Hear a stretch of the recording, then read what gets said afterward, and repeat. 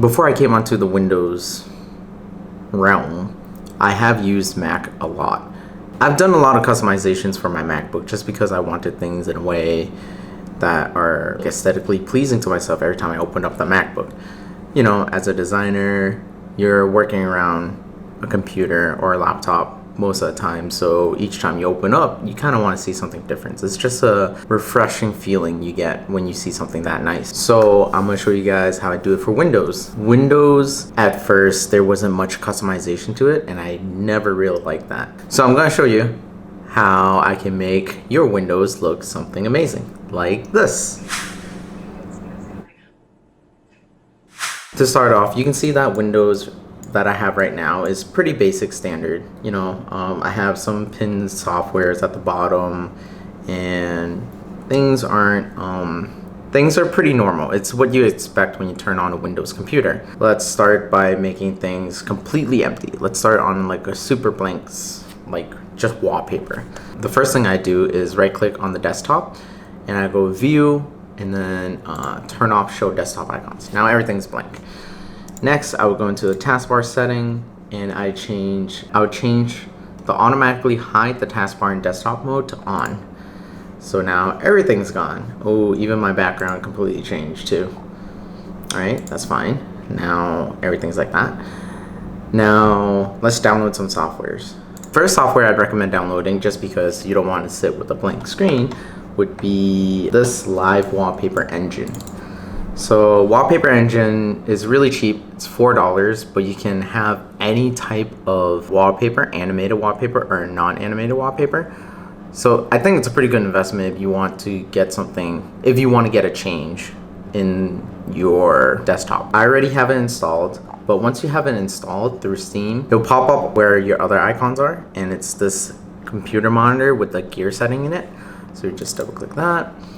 And here you can see you can choose, I have two monitors, but you can only see one.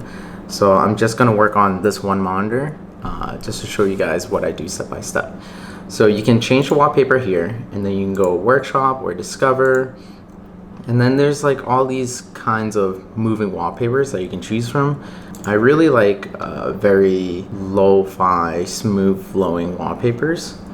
So anything where it's like very subtle movements, not too much of a big movements. Like for example, this one's like huge movement where it's just showing you part of the girl and then part of the rifle.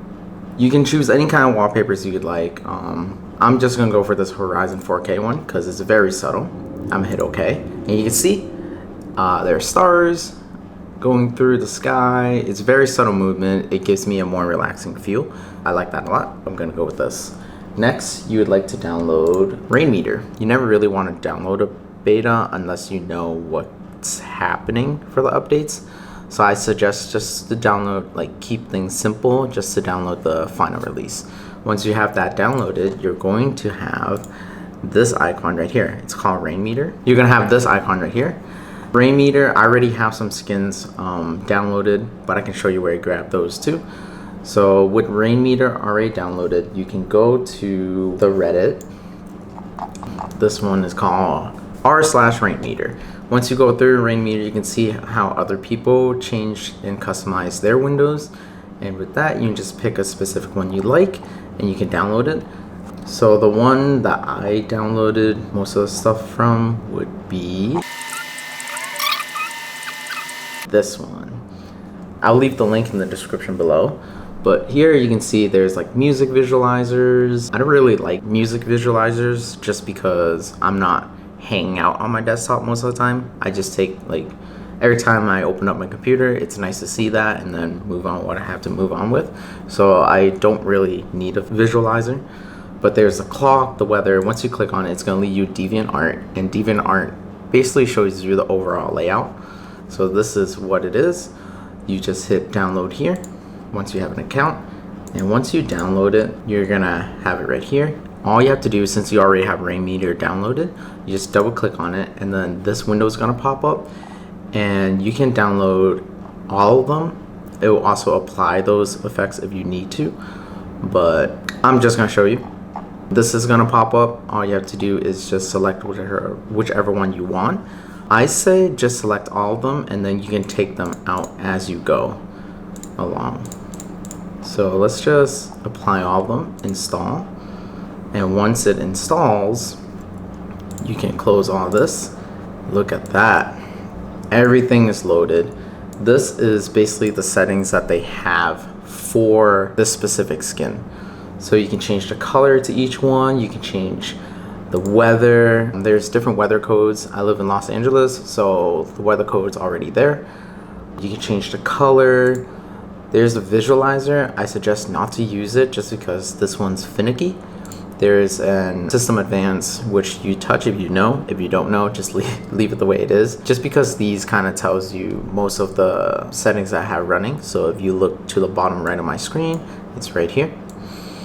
And then these are different utilities where you can scale it. So for example, I want to change this calendar. I can just go to edit skin and then this text is going to open up. Everything's pretty much labeled, so it's not that hard to kind of go through. For example, Monday abbreviation, Monday, I can change it to Monday in a different language if I want to, just type that in.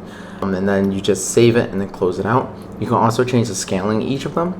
But I believe with the skin specifically, once you just hover your mouse over it, you can scale it using the roller on your mouse. So it's pretty cool to do that. The rest is pretty much very simple. You can, if you don't want a specific kind of widget, you can just right click it and then unload it. Now that's gone. You can move these around, right? Once you move these around, that's nice.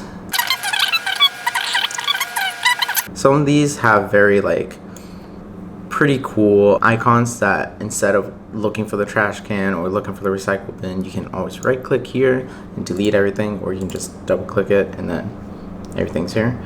And the cool thing about Rainmeter is that everything is kind of once it's extracted, it just goes straight into the recycle bin, so it doesn't take up any more space.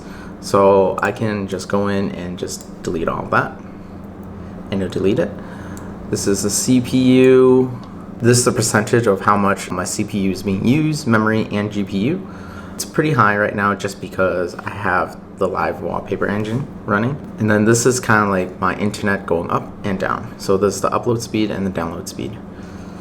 So I'm gonna move this over here. Bluetooth, because I do have some Bluetooth running. And then that there.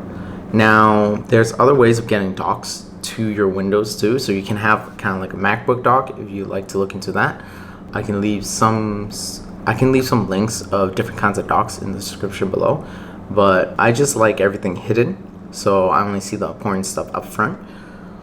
What I really like is a translucent taskbar, and I do have one right here. So we already have that downloaded as well. And then, oh, sorry, translucent taskbar right here. I'm just gonna load that, and bam, it's invisible. Now I want to set this in the center. So I'd right click, make sure that link is in toolbars, link is shown. Don't know why it has to be shown, but that's how you move it. And make sure your taskbar is unlocked. So you can drag the link all the way to the beginning and then just push it until all your icons move here. And once all your icons move here, just drag this over. Make sure it's a little bit centered, but to the right a little bit, because once you lock the taskbar, all the icons are gonna shift to the left. So let's just move it right around here and then lock the taskbar. See how it shifts to the left? And then that's pretty much a customized Windows. There's other skins and other kind of widgets that you can add to your Windows, and I say this is much more aesthetically pleasing than seeing the Windows by itself, where it's just like Windows icon and then or like the generic wallpaper that it has. It makes your life feel very dull, and you kind of feel you lose a lot of motivation that you don't want to lose when working.